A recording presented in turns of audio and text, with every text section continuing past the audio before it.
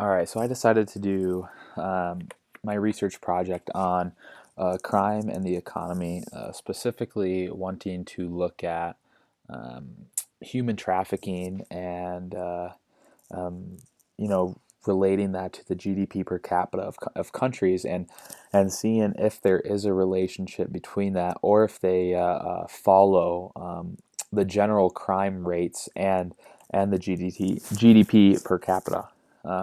It's kind of an overview. Like I said, introduction of what my research is. I'll talk about one or two literature reviews, describe my data, hypothesis, my results, and then kind of wrap it all up. To start, though, I want to ask a couple questions. The first would be, how many victims are there from human trafficking globally?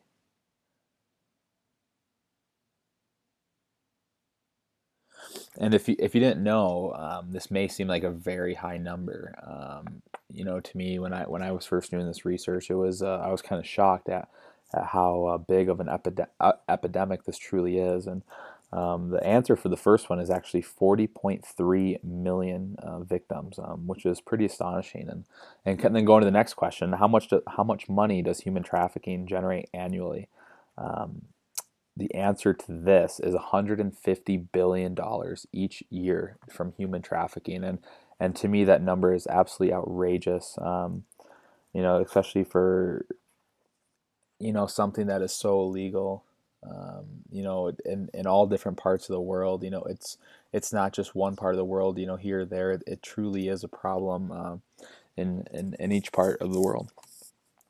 Introduction. I know this has a lot of words on this slide. I promise not all of them do, but I wasn't going to memorize this whole definition of what human trafficking actually is. So human trafficking is defined as the recruitment, transportation, transfer, harboring, or receipt of persons by the means of the threat or use of force or other forms of coercion, of abduction, of fraud, of deception, of the abuse of power, or of a position of vulnerability, or of the giving or receiving of payments or benefits to achieve the consent of a person having control over another person for the purpose of exploitation.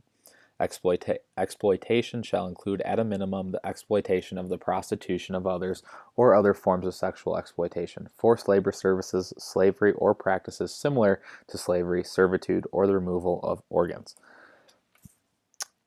That came right off a government website, and to me, the punctuate not punctuation. I guess the way it was worded seemed to very confusing.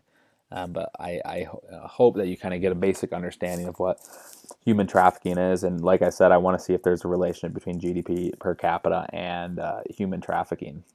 In all my research that I kind of read, everybody thinks that they know really what human trafficking is. But they don't really understand the scope of what it actually is and how far it goes. So, like I said, some literature review. The one that's really going to be prominent in my research is the effects of GDP on violent crime.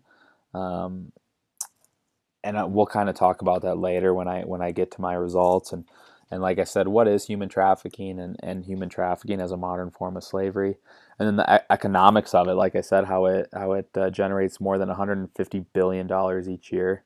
Got some tier placements and how countries are broken down into different tiers, and then what exactly is being done to help stop this. Um, my data description, I use Gapminder, which was pretty nice because we've been using it just about this whole year. So it was data that we're all pretty familiar with, and then I was able to research some data on the human trafficking tier placements of each country from 2001 till about 2011.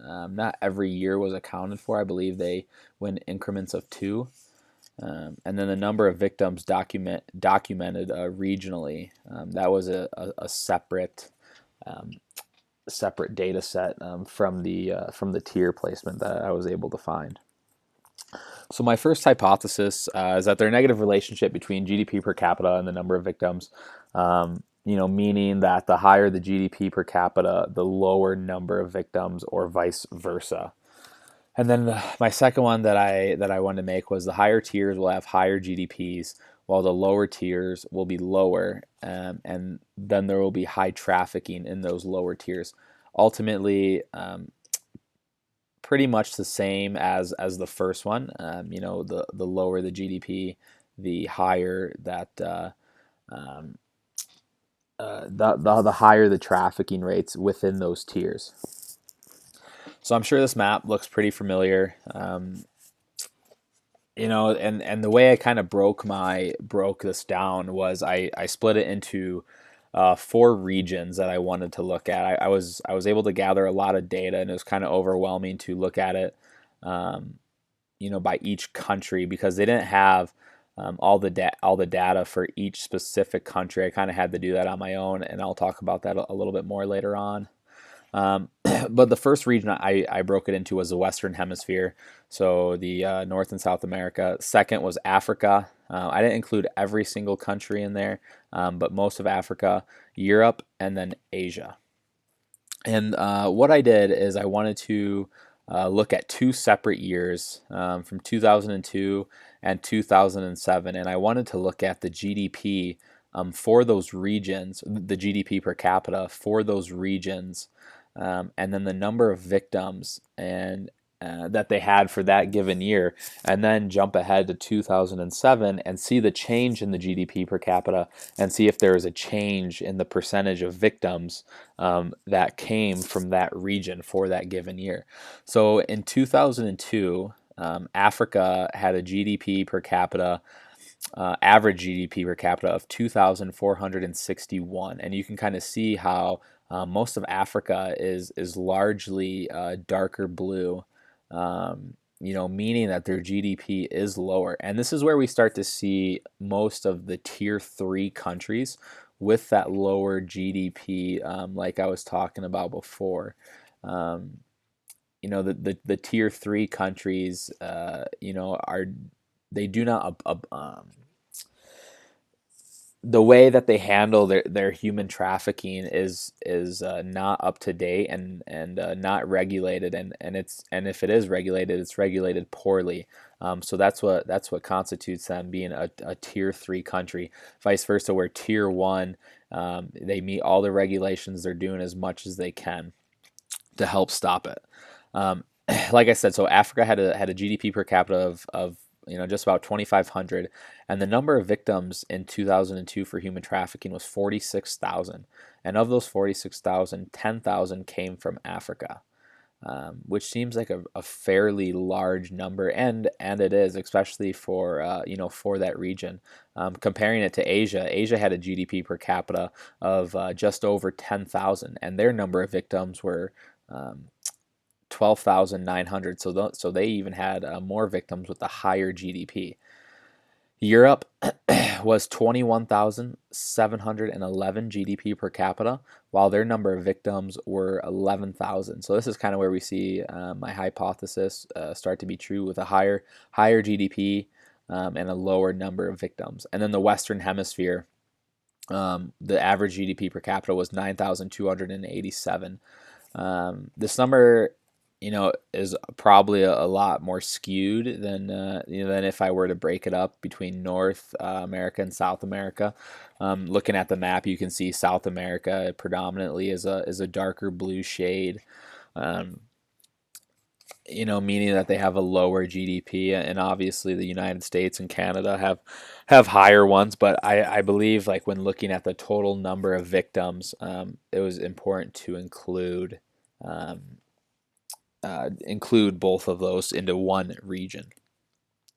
So now, looking at 2007, we're able to see Africa GDP rise a little bit, and in 2007, one of the craziest results that I found, there was a total of 100,000 victims for human trafficking, and of those 100,000, 24,000 came from Africa. So there you have Africa is responsible for 24% of all victims for 2007 of human trafficking. And then looking at Asia, their GDP also rose from 10,000 to about 12,500. And this was the craziest number that I found. In Asia alone, there was 51,409 victims of human trafficking. But at the same time, this does make sense when looking at Asia.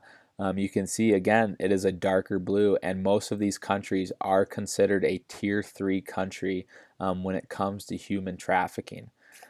So it really doesn't come to a surprise to me, but just the amount of people that were victims just coming from Asia is absolutely crazy. And then Europe, their GDP rose from 21,000 to 25,000, and their numbers only increased by about I believe 700. So they only had 700 more victims. And again, just like Asia, when you look at Europe, you can see most of their countries are completely blue, the lighter shade of blue, meaning they have a higher GDP per capita. And then looking at their total number of victims, relative to Africa and Asia, it is fairly low. And then the Western Hemisphere, their GDP per capita rose about 2,000 up to 11,000, and they only had a total number of 10,000 victims, or 10% for the year of 2007. And then I made this table just to kind of relate the two between 2002 and 2007, and the two categories I want to focus on are the last two: the percent change in GDP and then the percentage of victims. Like I said, Africa and Asia, their GDPs rose the most, but they also rose in the number of victims. So this would actually go against my original hypothesis, that it would have a negative relationship. As their GDP went up, the percentage of victims would go down, and that completely goes against it. As especially you can see Asia, I mean, they rose 22%, but their percentage of victims, from 2002 to 2007 was from 27% to 51, which is absolutely astonishing. And even though the Western Hemisphere and Europe had a slight increase, their percentages of victims went down. And this is kind of relating it back to this literature review about the effects of crime on the economy, or the effects of the economy on crime. And there was a chart in there, that really was brought to my attention, and it kind of made me start looking at individual countries, to see if the GDP went up, if the number of victims went up, or if the GDP only went up a little, the number of people went down. And unfortunately, I wasn't able to find a data set that had each individual country's number of victims. So I would have had to go in and search every single country individually. But this graph right here came from my literature review, and from my findings, I did, however, search about 20 separate countries. I tried to get five or four from each region that I could. And like I said, it really did follow this graph from my literature review, which again would completely go against my original hypothesis. Starting down here in the lower left corner, you can see the lower GDP and the lower crime rates, and this is where I started to see some tier 3 countries. I specifically searched the Democratic Republic of the Congo in Africa. That was a tier 3 country, but their GDP was so low that their crime was so low, and they had almost zero victims of human trafficking. It's just that they're such an underdeveloped country. That is why they are ranked as a tier 3 country. And as we kind of started to climb the ladder here, this is when I started to see a lot of tier 3 countries right in here. As their GDP rose a little bit, the number of victims rose as well. Again, most of these countries were underdeveloped. A lot were in Africa, some in the Middle East, and parts of Asia. And then as we kind of go across these peaks right here, we started to see tier 2 countries come in, moderate GDPs, but yet high level of human trafficking victims. And then I definitely started to see this decline in some of the higher, like especially in Europe, the higher GDP countries and the lower number of victims. So I thought this graph truly represented my data. It's just that I was unable to obtain the data to make this graph out of actual human trafficking victims. But all the research that I did, was very similar to following this graph of just general crime and GDP. So, and then that kind of got me thinking of if I see mostly tier 3 countries here and tier 1 countries over here, what is the significance of the tier and the GDP? And it kind of got me to this graph, and I took the average GDP of the countries in my data set from 2002 and 2007, and as you can see, the tier 1 gap between the tier 2 and tier 3 is monumental. I was not expecting it to be this big. I was expecting the tier 2, like I said, to be like more in the middle here. But again, that kind of relates back to this graph, right in here where you can kind of see the tier 2 and tier 3 countries relate. I like I said, I think the biggest difference between the tier 1 and tier 2 and tier 3 countries is just most of the tier 2 and tier 3 countries are underdeveloped third world countries that just simply don't have the funding like the United States and Canada and most of Europe that do. But then, like I said, how I was looking at specific countries, numbers in general, even though the United States is a tier 1 country, for handling human trafficking, they still have like a top 10 highest number of victims that come from their country. So that got me thinking and doing more research into tier 1 countries and tier 2 and tier 3 and looking at the number of victims. The tiers itself don't represent how many victims or how well they handle human trafficking. Uh, so then I was able to, or after this, I was able to run some tests, and I was able to reject that my second null hypothesis that the higher the tier, the lower number of trafficking that it would have, and that is just simply not true. And I was glad I was able to find that out and truly not have that representation of the tiers. Kind of concluding here, like I said, human trafficking relationship with the GDP per capita is similar to the violent crime relationship. It followed that graph, especially from the literature review. And the tiers do not mean the level of severity of trafficking. Therefore, like I said, I was able to reject that null hypothesis. And along with all this, so I believe that more outside factors do affect trafficking and not just GDP per capita, and I truly do think that I need more data to draw further conclusions. I really didn't want to reject or fail to reject my original null hypothesis because I do believe that GDP per capita does have a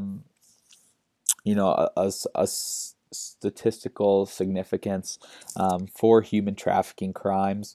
But I truly wanted to get more data before I can make any of those conclusions.